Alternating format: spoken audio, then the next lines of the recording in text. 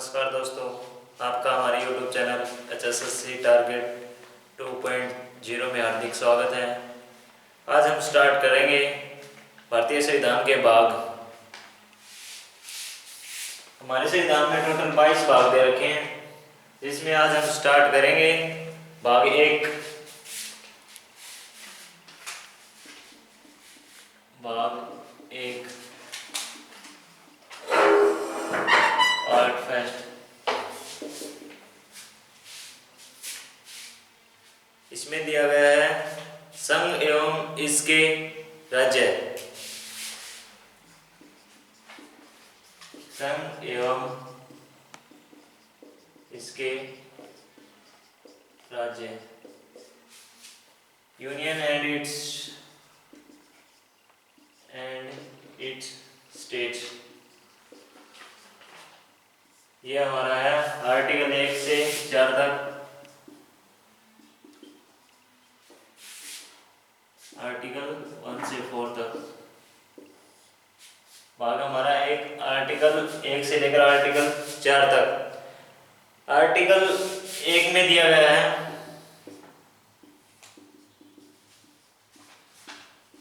अनुच्छेद 1 में दिया गया है इंडिया अर्थात भारत राज्यों का एक संघ होगा। इंडिया अर्थात भारत राज्यों का एक संघ होगा। अनुच्छेद 1 में दिया गया है इंडिया अर्थात भारत राज्यों का एक संघ होगा। इसके बाद देखिए आर्टिकल नंबर 2। अनुच्छेद 2 में क्या दिया गया है? भारत में नवीन राज्यों का प्रवेश। भारत में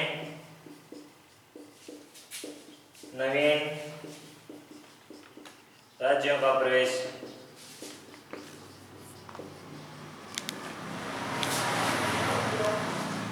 आर्टिकल 2 के तहत भारत में नवीन राज्यों का प्रवेश है दिया गया है। इसके द्वारा 35वें संविधान संशोधन द्वारा सिक्किम को असम का सह राज्य बनाया गया था।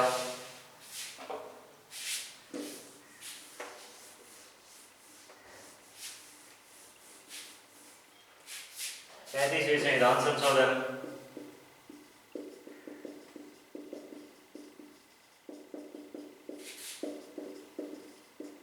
संविधान संशोधन 1974 द्वारा सिक्किम को असम का सह राज्य बनाया गया। इसके बाद 36वें संविधान संशोधन द्वारा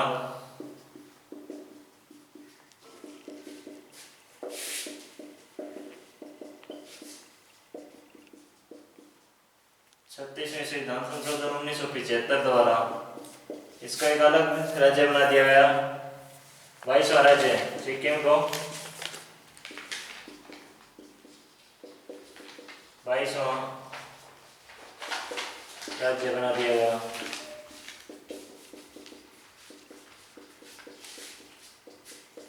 और इसके द्वारा 53वां संविधान संशोधन द्वारा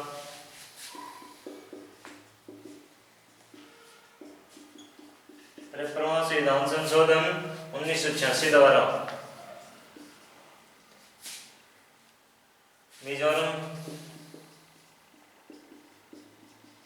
मिजोरम को 23वां राज्य बनाया गया। 23वां राज्य घोषित किया गया।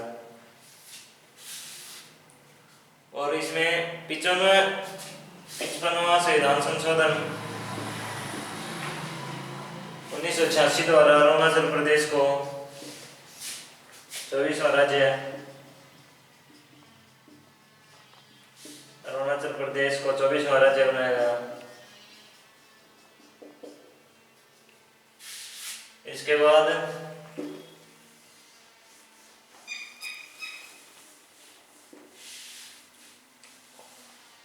56वां संविधान संशोधन द्वारा 56वां 56वां संविधान संशोधन 56वां संविधान संशोधन 1987 द्वारा गोवा को 25वां राज्य बनाया गया। 56वां संविधान संशोधन 1987 द्वारा गोवा को 25वां राज्य बनाया गया। इसके बाद देखिए आर्टिकल नंबर 3।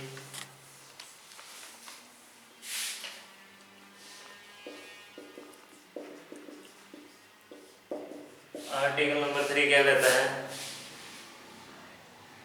भारत में नवीन राज्यों का जन्म तथा इनके नाम एवं सीमाओं में परिवर्तन।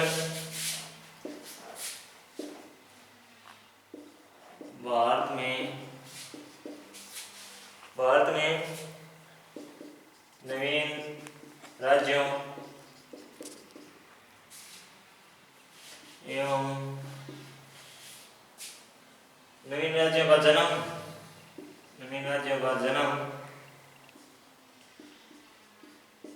एवं सीमाओं में परिवर्तन।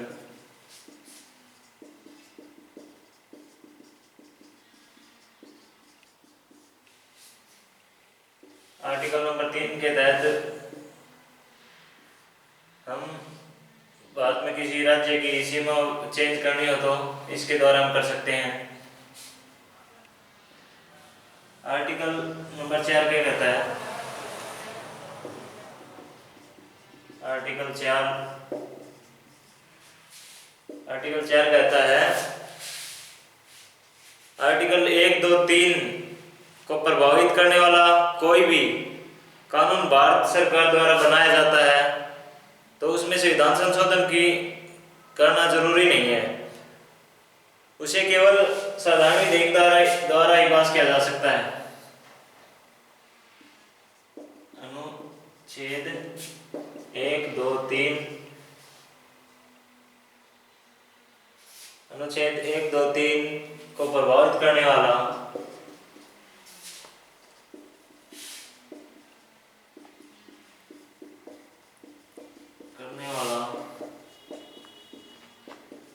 कोई भी कानून भारत सरकार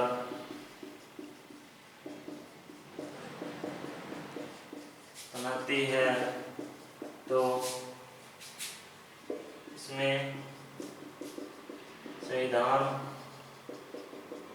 संशोधन करना जरूरी नहीं है।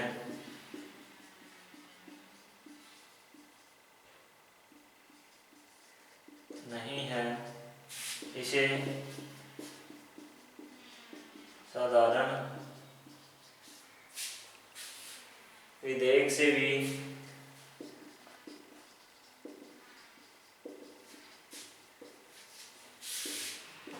पास किया जा सकता है।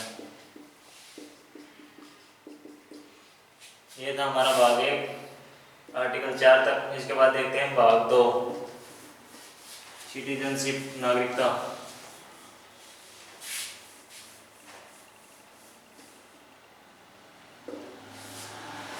भाग 2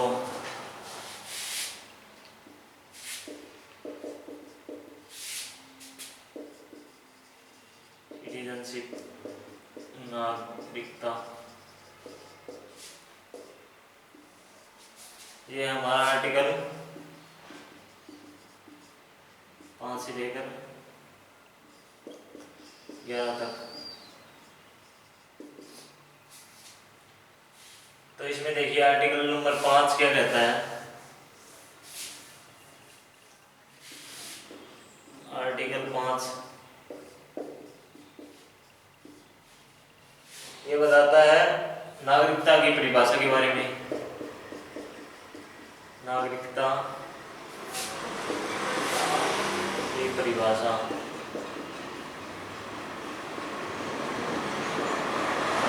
बारे में।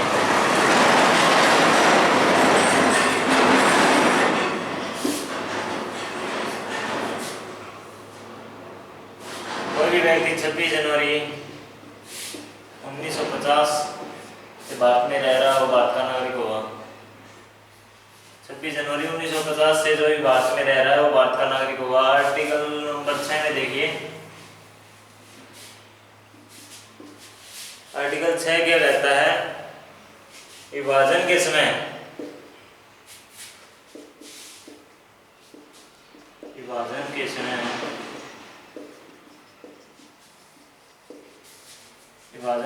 पाकिस्तान से भारत आए, पाकिस्तान से भारत आने वाले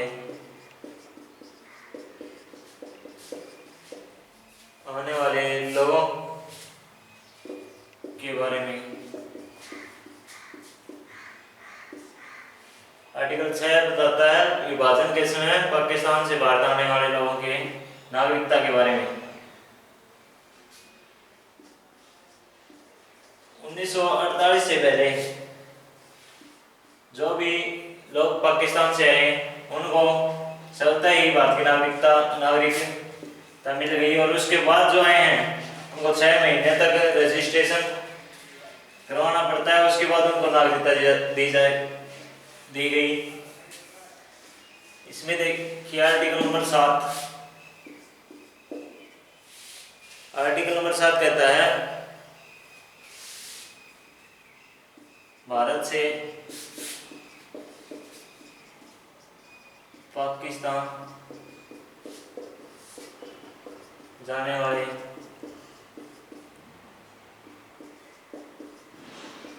लोगों की नागरिकता के बारे में।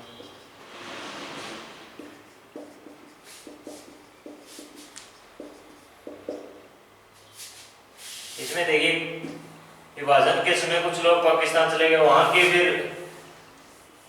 रहन सहन से परेशान होकर वापिस जो भारत में आना चाहें तो उन लोगों के बारे में बताता है आर्टिकल नंबर 7। इसके बाद देखिए आर्टिकल नंबर 8,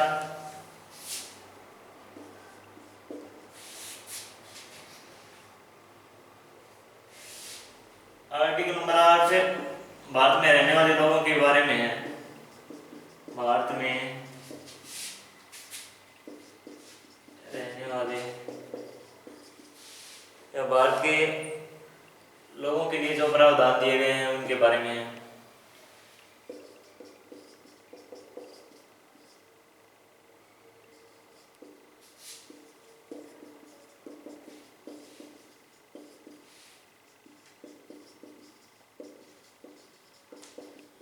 भारत में रहने वाले लोगों के बारे में जो प्रावधान है उनके बारे में बताता है। इसमें देखिए भारत एक होता है PIO, person of Indian origin, person of Indian origin. ये क्या होता है? जो भारत का व्यक्ति दूसरे देश में जाकर वहां की नागरिकता ले लेता है तो उसकी भारतीय नागरिकता स्वतः ही समाप्त हो जाती है।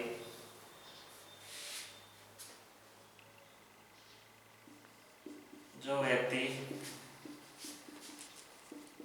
दूसरे देश में जाकर वहां की नागरिकता लेता है तो उसकी भारतीय नागरिकता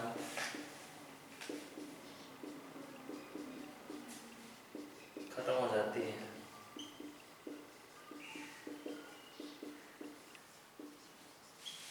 इसमें एक होता है OCI, overseas citizen of India, OCI, overseas citizen of India. इसमें देखिए क्या होता है, भारत का कोई भी व्यक्ति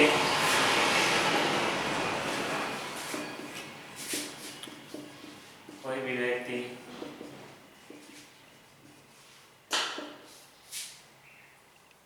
अपने मित्र देशों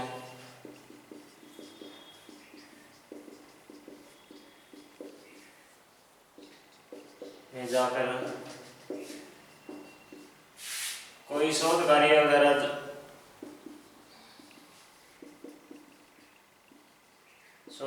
के लिए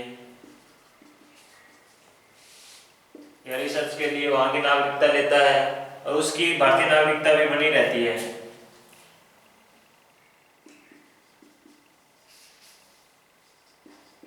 वहां की नागरिकता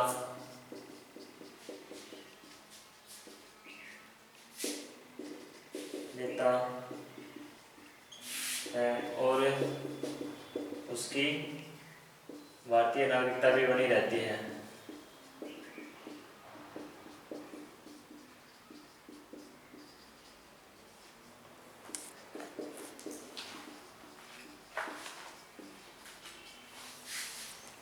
इसके बाद देखिए आर्टिकल नंबर 9।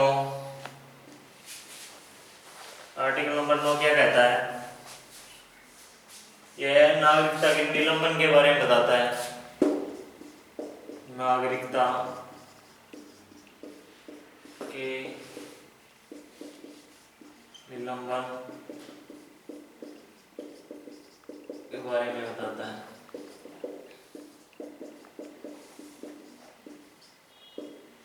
इसके बाद देखिए आर्टिकल नंबर 10।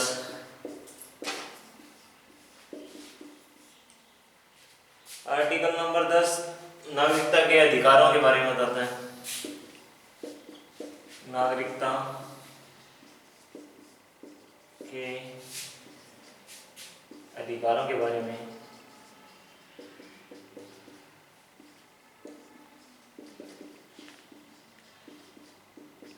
नागरिकता के अधिकारों के बारे में है। और इसके बाद आता है आर्टिकल नंबर 11।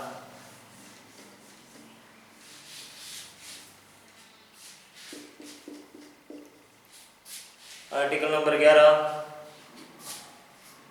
संसद का अधिकार है कि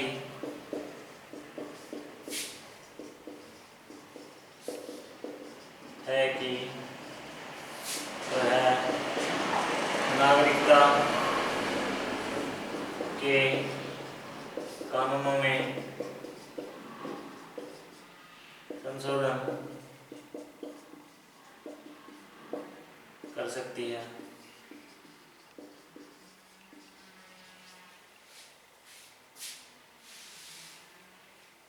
इसके बाद देखिए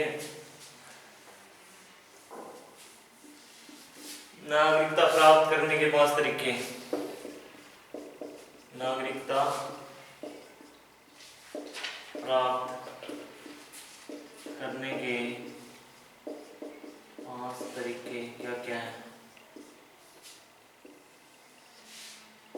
इसमें आता है सबसे पहले जन्म से नागरिकता। जन्म से नागरिकता।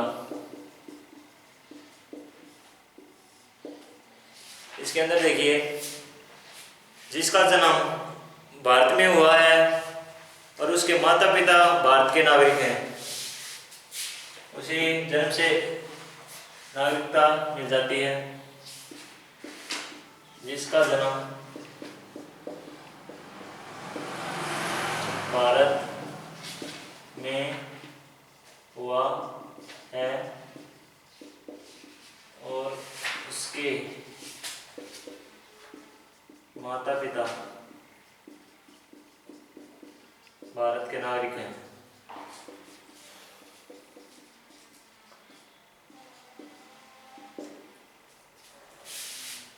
नंबर 2 देखिए वंशानुगत नागरिकता। वंशानुगत नागरिकता।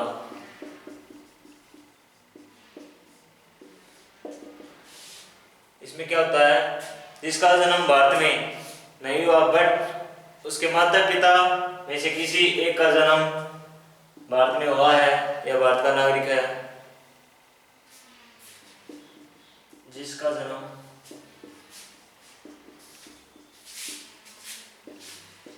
भारत में नहीं हुआ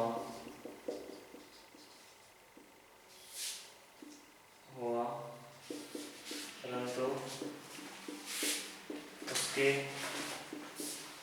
माता पिता में से कोई एक भारत का नागरिक है।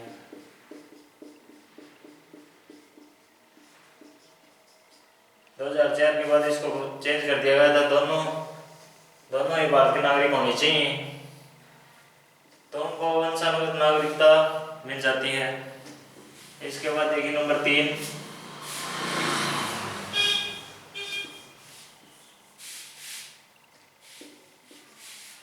3, आपका पंजीकरण से नागरिकता। पंजीकरण से नागरिकता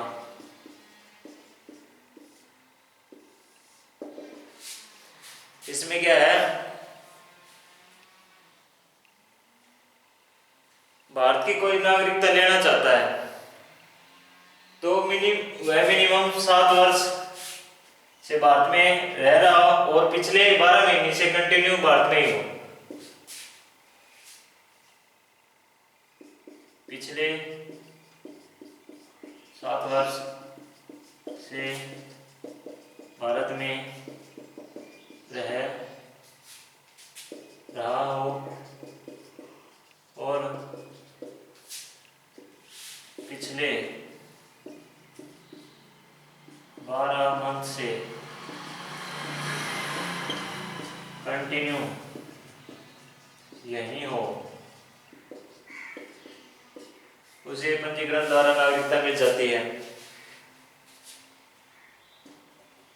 इसके बाद देखिए 4 नंबर,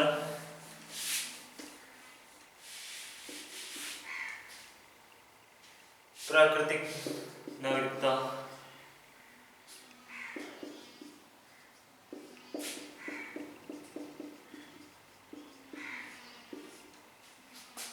या फिर देशीयकरण से नागरिकता। देशीयकरण से नागरिकता इसमें क्या है, यह उन विदेशियों के लिए है जो भारत में पिछले 11 वर्ष से रह रहे हैं और लगातार 12 मंथ से यहीं पे हैं कंटिन्यू, उन्हें देशीयकरण द्वारा नागरिकता मिल जाती है। यह है उन विदेशियों के लिए है जो 11 वर्ष से लगातार भारत में रह रहे हैं और पिछले 12 मंथ से कंटिन्यू यही है, उन्हें देशीयकरण द्वारा नागरिकता दे दी जाती है। इसके बाद है 5 नंबर, विलय द्वारा नागरिकता। विलय से नागरिकता नंबर 5 है, विलय से नागरिकता।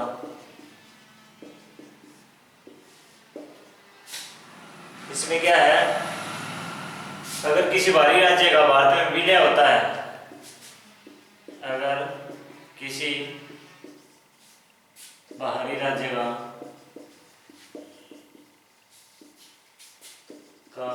भारत में विलय होता है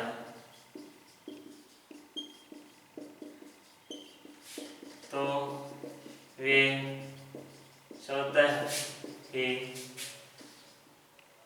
स्वतः ही भारत के नागरिक बन जाते हैं।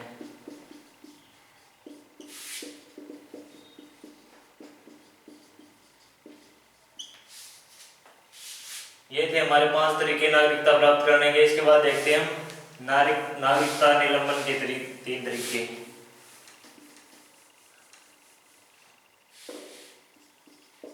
नागरिकता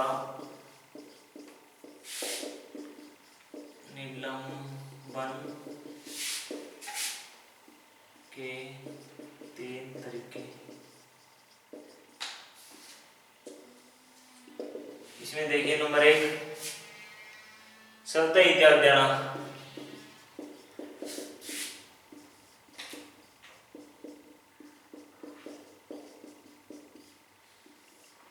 स्वतः ही त्याग देना। अगर कोई स्वतः ही भारत की नागरिकता त्यागना चाहता है तो वह इसके द्वारा उसकी नागरिकता को निलंबित कर दिया जाता है। नंबर 2 है सरकार द्वारा निलंबन। सरकार द्वारा निलंबन। और इसमें नंबर 3 है हमारा गैर कानूनी नागरिकता का निलंबन। गैर कानूनी नागरिकता का निलंबन।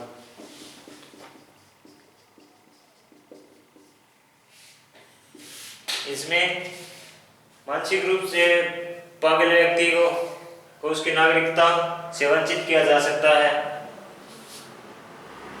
और कोई देशद्रोही हो या फिर दिवालिया हो उसको भी गैर कानूनी नागरिकता के निलंबन द्वारा उसकी नागरिकता को छीना जा सकता है। ये थी हमारा आज का नागरिकता भाग 2। इसके आगे हम पढ़ेंगे भाग 3 मौलिक अधिकार।